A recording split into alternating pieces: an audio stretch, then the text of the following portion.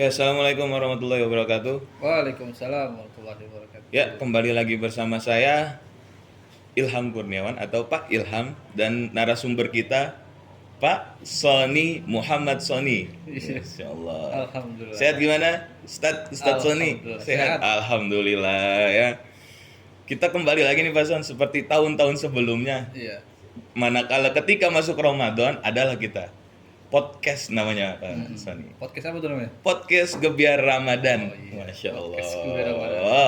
Luar biasa memang. Jadi pada kali ini kita akan hadir dengan skema podcast tanya jawab tentang materi-materi yang berkaitan dengan bulan Ramadan.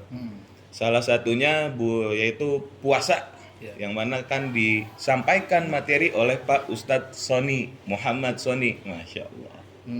Jadi Pak Sony, telah dibahas tadi puasa, kita akan tanya lebih jauh lagi ya puasa. Apakah bagaimana sih sejarah puasa itu? Apakah pertama puasa diturunkan kita sudah diwajibkan untuk berpuasa, atau kan yang kita tahu kan kalau misalnya perintah turun perintah itu kan langsung ada namanya bertahap ya, bertahap ketika sholat yang pertamanya lebih dari 50 rakaat ya kan, 50 rakaat. Setelah itu jadi 5 rakaat. Apakah puasa ketika diturunkan perintahnya apakah memang wajib bagi kita atau seperti apa gitu puasa? Iya. Bismillahirrahmanirrahim. Mengenai sejarah daripada perintah puasa kepada umat muslim ya. Yang pertama jelas di dalam Al-Qur'an ayat yang masyhur yang sering kita dengar dan kita hafal, Al-Baqarah ayat 183. Ya. Ya ayyuhalladzina amanu kutiba alaikumusiyam kama kutiba alal ladzina min qablikum la'allakum tattaqun. Jadi dari ayat tersebut ada kalimat kutiba alaikum min qablikum la'allakum. Min qablikum. Ya, dari umat-umat sebelum kita. Jadi sudah jelas bahwa umat-umat sebelum kita itu juga diperintahkan Allah Subhanahu wa taala untuk berpuasa. Ya. Nah, jadi memang ada umat-umat sebelum kita itu seperti umat Nasrani ya, umat Yahudi sebelum adanya umat Islam. Nah, dari ayat ini misalnya kita bisa ambil penjelasan dalam kitab tafsir Ayatil Ahkam, Syekh Ali Sobuni di situ mengatakan bahwa sejarah ini umat terdahulu itu misalnya yang dimaksud adalah umat Nasrani. Jadi umat Nasrani dulu itu juga berpuasa selama 30 hari. Cuma namanya belum Ramadan gitu ya. Jadi dulu diperintahkan mereka untuk berpuasa selama 30 hari ya. Kemudian tapi ada penyelewengan oleh orang-orang Nasrani. Ketika kalau di bulan saat itu panas, maka dia cari ganti bulan yang adem. Ya. Jadi mereka selalu cari bulan-bulan atau musim-musim yang memang kira-kira buat puasa kita kuat gitu. Jadi kondisional puasanya. Jadi dia yang menentukan Dia bulannya. menentukan, Luar biasa ya. memang. Jadi kapan mereka siap puasanya, mereka yang menentukan. Di situ dijelaskan bahwa biasanya mereka mengambil bulan puasa itu di bulan musim semi. Musim semi. Kondisinya kan enak ya. Yang mana nggak panas gitu ya. Iya. Nah, jadi awal mulanya seperti itu ya. Bahkan juga istilah puasa ini ya dipakai juga buat mengisahkan ibunya Nabi Isa yaitu Maryam. Maryam ini puasa juga, tapi puasanya puasa ngomong. Nah, jadi puasa itu banyak ya. Ada yang puasa bicara, ya, puasa tidak makan, tidak minum dan sebagainya. Karena pada dasarnya puasa itu artinya al-imsak, menahan. Apapun yang ditahan itu namanya puasa. Nah, pada akhirnya turunlah kewajiban itu kepada umatnya Nabi Muhammad SAW. Sebelum diwajibkannya Ramadan, Nabi juga sudah sering berpuasa.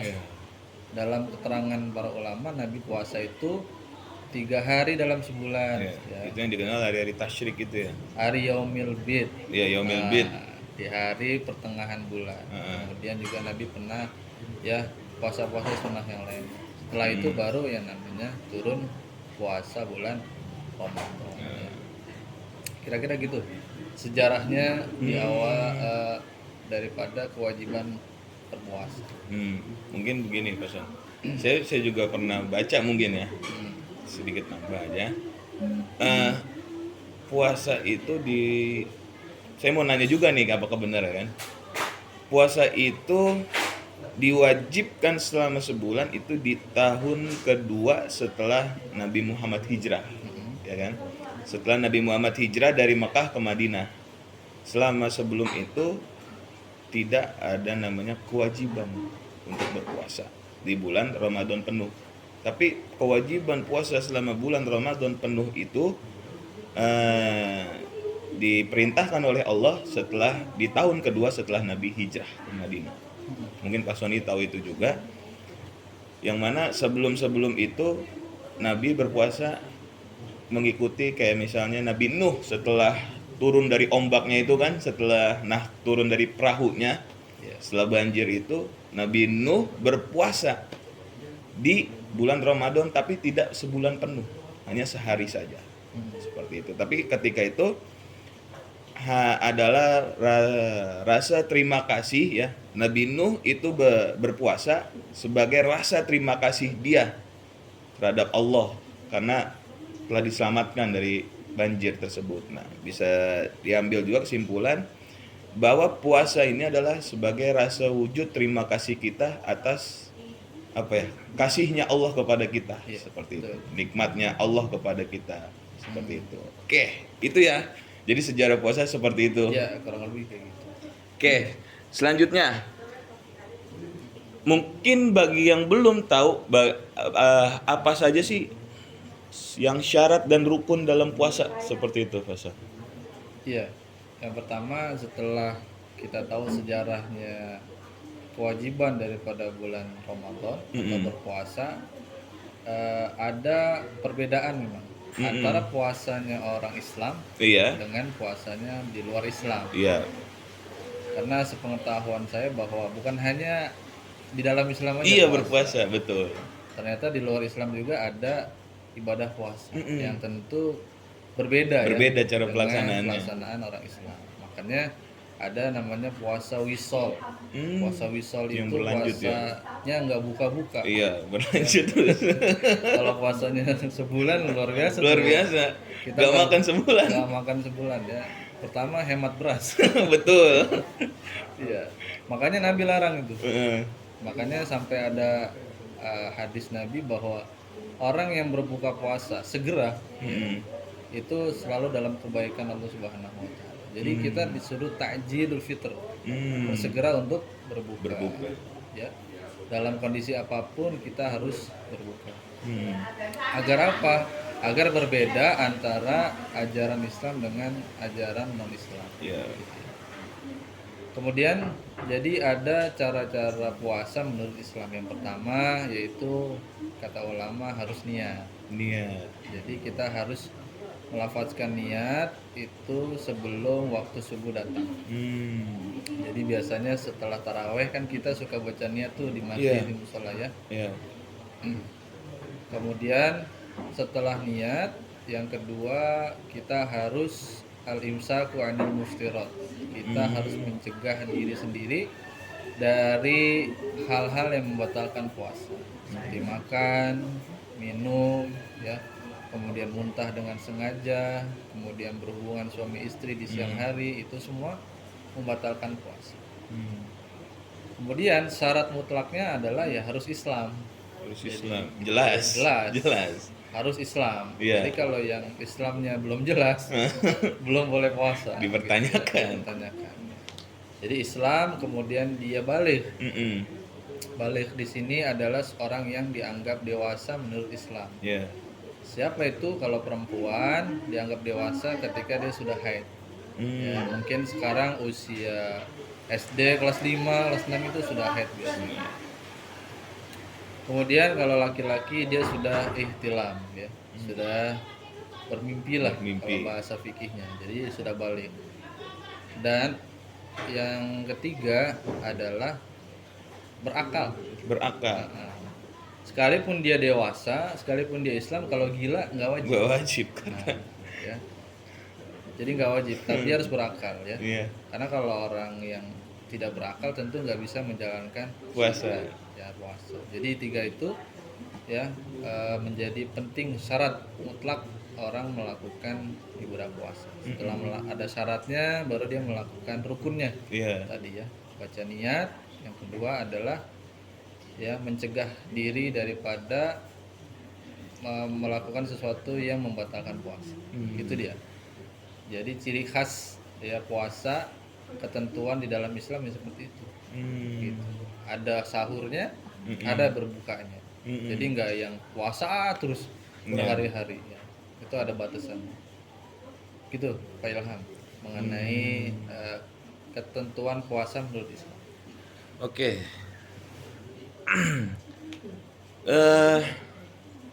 Kita tahu kadang ada amalan atau ibadah tuh memiliki beberapa keutamaan, Pak Son. Seperti misalnya kayak sholat memiliki keutamaannya sendiri. Dan kalau puasa itu apakah ada keutamaan-utamaannya, Pak Son, bagi yang melaksanakan puasanya? Iya. Pertama pasti ya, karena ibadah puasa ini termasuk ibadah yang agung, Betul. besar ya. Setahun sekali. Setahun sebulan, Pak. Kalau sekali cuma sehari doang. Iya, betul, Setahun setahun 30 sebulan. hari. Iya, setahun sebulan. 30 hari. Ya. Jadi jelas kalau orang-orang yang berpuasa ya di dalam Al-Qur'an sendiri tadi kita sudah sebutkan la'allakum tattaqun, agar mencapai derajat orang yang bertakwa ya. Jadi juga puasa ini ya sangat dianjurkan, bahkan mewajib ya bagi kita yang mampu dalam artian ya tidak dalam keadaan sakit, safar dan lain sebagainya. Ya salah satunya adalah misalnya dalam hadis itu bisaimi farhatan. Bagi orang yang puasa itu ada 2 kegembiraan yang Allah siapkan. Yang pertama adalah ketika dia berbuka. Ya. Tentu dong ketika dari subuh kita puasa sampai dengan maghrib, rasanya itu ketemu teh manis senangnya luar biasa. Iya. Ya. Nggak perlu mahal, Iya. nggak perlu banyak, Iya. nggak perlu mewah, tapi cukup Yang seger aja. seger aja sama Itu kurma satu itu rasanya udah seneng luar Itu rasanya kayak Fabi ayyalai rabbikum tuh kadiban, Pak Son. Nikmat Tuhan mana lagi yang kau dustakan? Iya. Jadi ada kesenangan tersendiri. Dan yang kedua ya liqa rabbih. Nantinya kita akan bertemu dengan Allah Subhanahu wa taala. Iya. Oleh karena itu Allah siapkan namanya babur rayyan. Pintu surga khusus yang dimasuki oleh orang-orang yang Berpuasa. Jadi kita punya pintunya sendiri ntar ya orang yang berpuasa itu. Kira-kira itu. Banyaklah hadis tentang fadilah orang-orang yang berpuasa, tapi yang paling penting adalah man shoma Ramadan imanan wa ihtisaban ghufira lahu ma taqaddama min dhanbi. Intinya kalau kita puasa ikhlas ya, nggak ngeliatin jam mulu ya, nggak sedikit-dikit nanya udah azan apa belum ya. Ikhlas. Iya. Capek, letih, tapi kita ikhlas karena Allah, maka ghufira lahu ma taqaddam. Jadi dosa-dosa kita akan diampuni Allah Subhanahu wa taala. Jadi harus ikhlas kalau kita lagi berpuasa. Gitu Pak Ilham. Jadi kalau misalnya tadi ada satu Pak Son bilang lihat jam, kadang ada aja yang ketipu Pak Son. Iya. Iklan-iklan marjan seperti di TV. Allahu Akbar udah ajan minum, nggak tahu ya belum ajan, iklan doang. Iya. Hati-hati seperti itu. Bahaya. Oke, selanjutnya. Itu tadi beberapa keutamaan-keutamaan bagi orang yang melaksanakan puasa. Jadi begini, kalau misalnya kita melakukan sholat, korelasinya dalam kehidupan kita sehari-hari bisa mencegah kita dalam perbuatan keji dan mungkar. Inna sholata tanha anil fahsya'i wal munkar. Itu kalau misalnya dalam sholat. Kalau misalnya dalam berpuasa, seperti apa sih Pak Son korelasinya dalam sehibut dalam hidup kita sehari-hari seperti itu? Iya. Tentu dalam Al-Qur'an tadi la'allakum tattaqun. Itu kan tujuannya tinggi sekali ya. Iya. Tattaqun. Bertakwa. Karena memang di dalam orang berpuasa alarm imannya itu sensitif. Jadi lebih sensitif dibandingkan di luar bulan Ramadan. Iya. Contoh ketika dia di rumah sendirian dalam keadaan berpuasa, tapi di kulkas itu masih ada makanan, Iya, sisa betul. minuman sahur, Heeh. nggak ada orang sama sekali. Kira-kira diminum nggak tuh minumannya? Kira-kira dimakan nggak tuh makanannya? Biasanya enggak. Iya. Kenapa? Karena dia merasa diawasi oleh Allah Subhanahu. Batal. Jadi sensor alarm keimanan seseorang di bulan Ramadan itu biasanya jauh lebih kuat. Gitu. Makanya la'allakum tattaqun. Ini kan masuk ranah ihsan, gitu kan. Anta'budallaha ka'annaka tarahu. Sembahlah Allah seakan-akan kamu melihat Allah. Tapi kalau kita enggak melihat Allah, fa innahu yara. Sesungguhnya Allah Allah itu melihat maha kita. melihat. Jadi kemanapun kita bergerak, kemanapun kita beraktivitas, ada orang, nggak ada orang, kita tetap merasa diawasi oleh Allah Subhanahu wa taala. Maka korelasinya dengan kehidupan kita, tentu orang yang berpuasa ya tentu sosialisasinya atau hidupan sosial dengan masyarakat lainnya jauh lebih baik. Dia menjaga mulutnya dalam berbicara, dia menjaga matanya dalam melihat, dia menjaga telinganya ya dalam mendengar. Karena itu jangan sampai kita puasa lama-lama dari pagi sampai dengan maghrib kemudian 30 hari tapi nggak ada pahalanya. Rubba shaimin ya, berapa banyak orang yang berpuasa dia nggak dapat pahalanya sama sekali. Ilal jual atas, dia cuma dapat rasa aus Dan dan lapar doang. Dari pagi sampai subuh cuma nahan lapar aus doang. Pahalanya nggak dapat dari Allah Subhanahu Batal. karena dia hanya berpuasa tapi tidak menjalankan hakikatnya puasa. Jadi itulah korelasinya dalam kehidupan kita sehari-hari. Itu Pak Ilham. Oh, iya. Jadi hubungan atau korelasi antara puasa dengan seharian bisa meningkatkan takwa atau keimanan kita ya Pak Son ya. Betul sekali. Karena tanpa ada dilihatin siapapun kan kita tetap tahan makan, tahan minum. Iya. Tapi Seperti karena itu. merasa diawasi Allah Iya. Subhanahu wa taala. Seperti itu. Mungkin nggak akan ada korupsi di Indonesia ya. Mungkin Oh, kalau puasa selama iya. 12 bulan itu kita berpuasa selama setahun. Iya. Tapi kadang kalau yang korupsi kan pemikirannya beda Pak Son. Iya. Betul. Saya nggak pernah korupsi. Silakan. Oke, sekarang mungkin itu kita buka pertanyaan ya, Pak Son. Kita masuk ke pertanyaan-pertanyaan. Ini ada beberapa pertanyaan yang mungkin sering kita temukan anak-anak bertanya, Pak Son. Karena kan kalau pertanyaan anak-anak zaman sekarang tuh yang agak gimana gitu, tapi harus dijawab biar seperti apa, biar dia tahu gitu. Salah satu contohnya hukum puasa lupa niat begitu Pak Son. Jadi dia malam tidur aja dia lupa niatnya. Bangun sahur aja makan, lupa dia niat seperti itu. Iya. Jadi kalau puasa lupa niat, tentu menurut semua mazhab itu nggak sah, karena dia rukun daripada puasa. Iya. Karena itu ya memang harus niat. Gitu. Setiap malam itu harus niat. Ya. Dalam mazhab Syafi'i memang harus niatnya diucapkan setiap malam sebelum waktu subuh.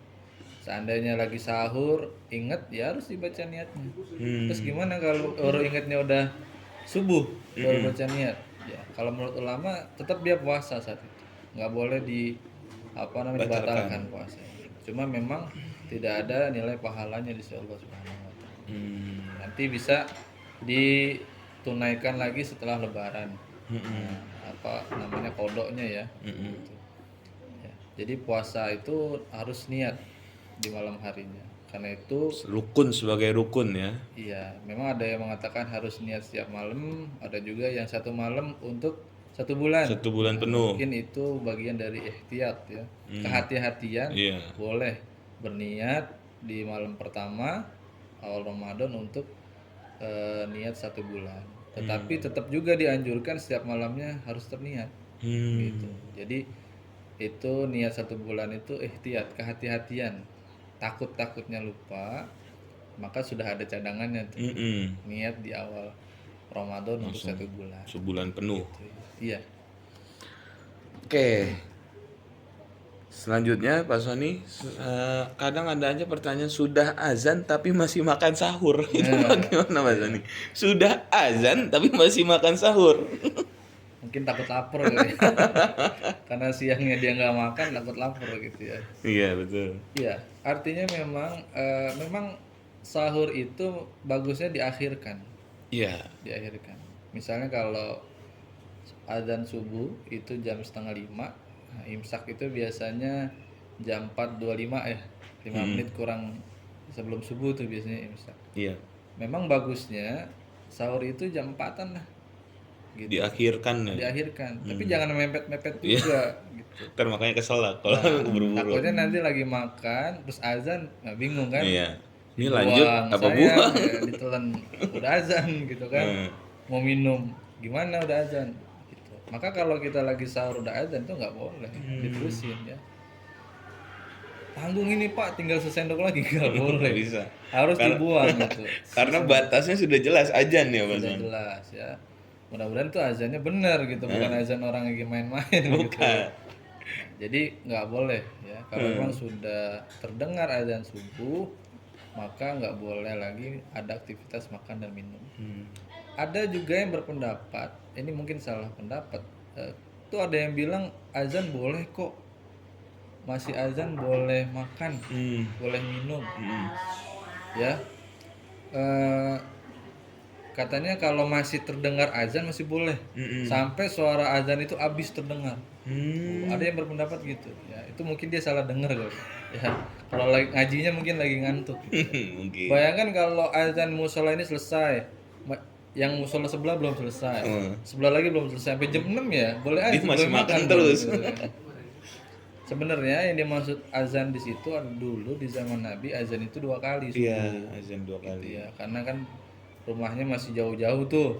Maka ada azan pertama, azan peringatan sebelum sholat subuh yang sebenarnya. Nah, itu masih boleh makan di zaman itu karena itu azan peringatan. Iya. Nah, belum azan masuk waktu subuh. Nah, setelah udah rame orang di masjid ya, mau melaksanakan sholat subuh baru tuh azan yang kedua. Ya, baru tuh masuk sholat subuh. Sama kayak kita sholat Jumat, kan azannya 2 kali tuh. Iya. Ya, karena orang lagi banyak beraktivitas di luaran sana. Ya, kalau azan pertama langsung sholat, dia nggak keburu nanti. Iya. Jadi kalau sudah azan nggak boleh lagi makan atau minum, gitu. Ya. Itu Pak Ilham jawabannya ya. Selanjutnya, bagaimana hukumnya mimpi basah saat berpuasa? Mimpi basah ya. Bagaimana Mungkin hukumnya? mimpinya di ini kali ya, kamar mandi kali. Bisa jadi, Mas Wan. Basah Ini pertanyaannya. Iya. Jadi kalau dia malamnya mimpi gitu ya, atau bapak ibu yang bersuami istri misalnya belum sempat mandi makan sahur, ya itu makruh, makruh, ya. Maka untuk kalau misalnya dia langsung makan, ya dengan dalam keadaan junub itu hukumnya makruh. Tapi untuk menghilangkan makruhannya itu dia disunahkan wudhu. Nah, jadi wudhu dulu, ya bebersih dulu, baru dia sahur. Maka kemakruhan itu hilang. Oke. Tapi hukum puasanya sah, ya sah dari mulai subuh, bukan sampai zuhur. Kalau subuh ya udah harus mandi, sholat subuh Iya, ya. iya, Jangan betul. diterusin sampai Betul, zuhur. Ya. betul. Nggak sholat puasanya sah, tapi nggak sholat subuh ya percuma. Jadi sebelum subuh ya mandi buat sholat subuh. Jadi keadaannya kalau dia sahur hukumnya sah. Gitu. Itu mungkin juga nyambung juga pasan. Kadang ada, Pak, kalau misalnya kita berpuasa tapi dari subuh setelah sholat subuh sampai maghrib kita tidur aja. Itu kan bisa. Sebenarnya kalau tidak berpuasa pun itu salah ya, Mas Wan, ya. Mending Iya. tidur mulu. Emang tidur itu ibadah di saat puasa. Cuman kan ada waktu-waktunya seperti itu. Itu sama aja dia datang ke sekolah. Iya. Itu kan wajib tuh. Iya, wajib. Tapi kagak belajar. Iya, betul. Kira-kira gitu ya. Seperti itu. Jadi dia puasa tapi nggak sholat. Melaksanakan satu kewajiban, meninggalkan kewajiban yang lain. Iya. Gitu. Itu ya Kalau dikatakan puasanya sah apa enggak ya sah, Sah. karena nggak ada yang membatalkan. Iya. Tapi masalah pahala, ya wallahu alam. Kualitas puasanya itu ya, Kualitas wallahu puasanya a'lam. itu. Oke, pertanyaan selanjutnya. Bolehkah berkumur-kumur atau gosok gigi saat puasa? Ya, mengenai kumur-kumur ini para ulama ikhtilaf atau berbeda pendapat. Mm-mm. Ya, ada yang mengatakan boleh boleh aja berkumur-kumur, mau waktunya sahur, zuhur, asar itu boleh-boleh aja.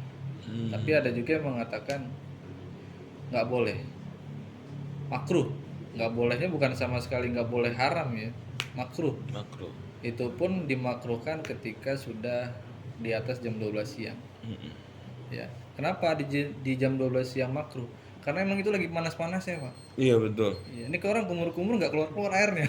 Sengaja nih kumurnya banyak yang keluar cuman dikit. Nah, itu mending kalau dikit nggak ada yang keluar ya kemana orang. Nah, gitu. Jadi karena takutnya panas, udaranya panas gitu ya, ausnya luar biasa, kemudian dia kumur-kumur. Nah, mumpung kanan kirinya nggak ada, nah, dia kumur-kumur Pak, tapi nggak keluar tuh airnya. Nah, dikhawatirkan kayak gitu ya. Makanya kalau mau gosok gigi itu ya di setelah sahur. Hmm. Jadi kita belum merasakan haus lah. Jadi menurut ulama di waktu setelah zuhur itu makruh hukumnya untuk berkumur-kumur atau gosok gigi. Nah gitu ya. Kalau mau dari apa namanya gosok gigi itu dari setelah sahur. Kalau mau salat zuhur, asar ya ditinggalkan kumur-kumurnya boleh. Gitu Pak Ilham ya. Karena dikhawatirkan nanti kalau kumur-kumur ada yang ketelan. Ada yang tertelan. Sunnahnya 3 dia kumur-kumurnya 10 kali ya. Nambahin sunnah jadi. Dia punya aliran tersendiri dia. Oke. Jadi seperti itu ya hukum berkumur-kumur. Ada yang mengatakan boleh, mungkin lebih ke gosok giginya ya Mas Son ya. Iya. Boleh, ada yang mengatakan makruh. Yang makruh itu karena ditakutkan ada yang tertelan secara tidak sengaja. Karena Betul. apapun yang tertelan masuk ke dalam mulut ya, masuk ke dalam mulut dan tertelan, walaupun secara tidak sengaja itu bisa membatalkan puasa. Seperti itu. Oke, selanjutnya pertanyaan yang selanjutnya, apakah berbohong dapat membatalkan puasa? Iya, sering bohong Pak. Aduh, bahaya ini Mas An. Bahaya ini. Kalau batal enggak? Hmm. Karena tadi rukun puasa itu kan cuma 2. Niat, yang kedua adalah menjaga dari hal-hal yang membatalkan. Nah, yang membatalkan puasa itu ya makan, minum, hubungan biologis, muntah dengan sengaja. Sedangkan berbohong itu bukan berkaitan dengan makan minum. Nah, maka puasanya tidak batal. Tapi masalah pahalanya, nah, ini ya yang menjadi pertanyaan. Tadi sama aja ketika orang berpuasa dari pagi sampai subuh nggak sholat. Jadi dia mengerjakan satu kewajiban tapi meninggalkan juga satu kewajiban. Jadi puasanya tetap sah ya. Hanya saja tentu pahalanya itu. Seharusnya kalau orang yang sudah berpuasa ya sudah bisa menjaga apa namanya omongannya. Sudah bisa menjaga hatinya ya. Karena itu memang Imam Ghazali mengatakan yang masyhur bahwa puasa itu terbagi 3 tingkatan gitu kan. Yang pertama ada tingkatan khusus. Nah, khusus itu orang yang sekedar puasa ya, mengerjakan kewajiban tapi masih sering ngomongin orang, masih sering ya melihat sesuatu yang haram. Jadi baru raganya aja yang puasa. Itu namanya puasa tingkatan orang khusus. Ya. Itu tingkatan orang awam ya. Iya. Maaf, itu tingkatan orang awam. Kemudian yang kedua ada tingkatan yang khusus. Nah, ini orang-orang soleh. Yep. Jadi dia puasanya ini selain dia mengerjakan kewajiban, ya, tapi juga dia menjaga hati, ya, menjaga telinganya, menjaga matanya, menjaga lisannya dari hal-hal keburukan. Nah, ini namanya puasa orang-orang yang khusus. Kalau tadi yang pertama itu orang yang awam. Nah, yang paling tinggi adalah khusus bil khusus. Kewajiban menjaga mata, menjaga lisan, tetapi ingatannya pun dijaga. Gitu. Agar tidak lalai untuk mengingat Allah Subhanahu. Mantap. Jadi itu tingkatan yang paling tinggi lah. Kalau kita sih tingkatan orang awam lah. Jadi berbohong itu ya mungkin ya bisa mengurangi pahala kita berpuasa. Gitu Pak Ilham. Ya, mungkin ada sedikit karena gini Pak Son, berbohong itu kalau kita berbohong sekali akan ada kemaksiatan selanjutnya seperti itu. Mungkin Menutupi kebohongan dengan kebohongan lagi. iya, Gitu ya. karena pernah mungkin sedikit cerita aja nih. Saya pernah baca ada atau di belajar mutolaah, nah Pak Son, belajar mutolaah. Iya, ada mutolaah. Kayak misalnya sahabat salah seorang lelaki datang kepada Nabi, wahai Nabi, saya ingin bertaubat dari apa? Dari semua dosa-dosa saya. Kok susah banget seperti itu? Kata Nabi, intinya kalau dijawab oleh Nabi, jangan berbohong. Hmm. Karena bohong itu adalah pusatnya dosa ibaratnya. Karena Iya. ketika kita berbohong sekali akan membuka kita melakukan kemaksiatan-kemaksiatan yang lain. Betul. Mungkin seperti itu. Jadi berbohong tidak membatalkan puasa tapi bisa mengurangi pahala puasa. Ya, Seperti itu. betul sekali. Oke, mungkin cukup sekian Ya. atau bagaimana Pak Son? Kita cukupkan. Oh, kita cukupkan. Ya. Takutnya terlalu lama ada bosan melihat wajah kita Pak Son. Ya, dari tadi ya. Iya. Baik, mungkin terima kasih Pak Son atas penjelasannya Sama-sama. terkait materi puasa ini. Ya, baik. Para pemirsa mungkin ya, para pemirsa kurang lebihnya seperti itu materi kita puasa. Apabila ada salah-salah kata, mohon dimaafkan. Sama-sama. Mohon dimaafkan karena ya atas kekurangan kita kalau misalnya salah-salah kata. Baik. Assalamualaikum warahmatullahi wabarakatuh.